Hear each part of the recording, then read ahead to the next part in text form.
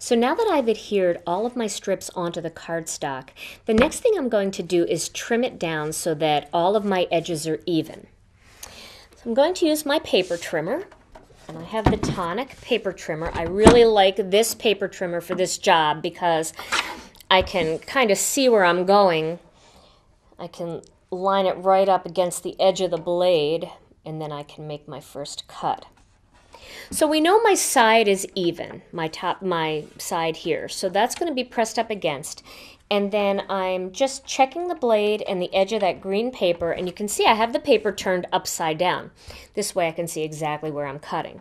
And I'm going to take that first cut. Then I'm going to turn it a quarter turn. Now for this one, I want to take this piece from 4 inches, 4 by 5 1/4, down to 3 1/4 by 5.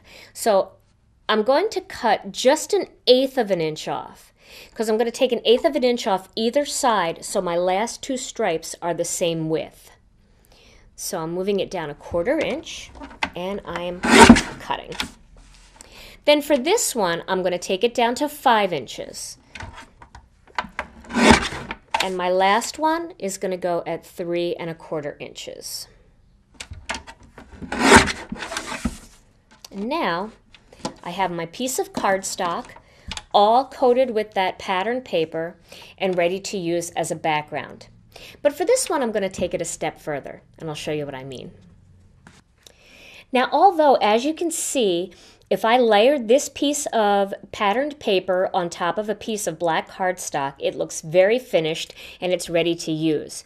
But I'm going to jazz it up a little bit by sewing down the seams of all of these strips. And I'm going to use my Janome Sew Mini. I've added a little bit of pink thread. You can see the pink thread in here. And I'm going to do a zigzag stitch down each one of these lines. Now, some of you may have our stamp set that looks like stitches. It's called In Stitches. And you can also use that and just stamp your stitches down the side of each seam.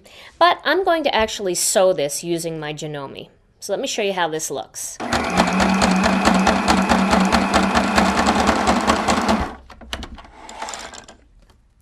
Okay.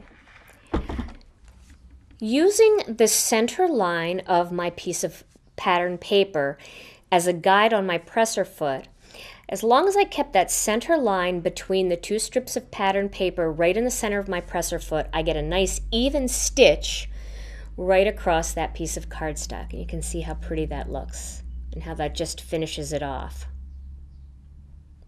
Okay, I'm going to sew up the rest of these, and then I'm going to show you how to tuck the threads in and put this piece of cardstock pattern paper to use. Now I finished sewing all of my seams together, my paper seams together, and you can see I have all these little stray ends across the back. Now what I'm going to do next is I'm going to take some of my adhesive and I'm going to run a strip down the one side and a strip down the other side. So now it's going to be ready to attach onto my black piece. Then I'm going to run a strip down this way and a strip down this way. But before I adhere it, I'm going to take these threads and just tape them to that tape that I just positioned there. And just press it in. So this way all my little strings, my little loose threads, will be hidden underneath, and I don't have to worry about anything unraveling. Okay, so now my next step is to apply this onto my black piece of cardstock.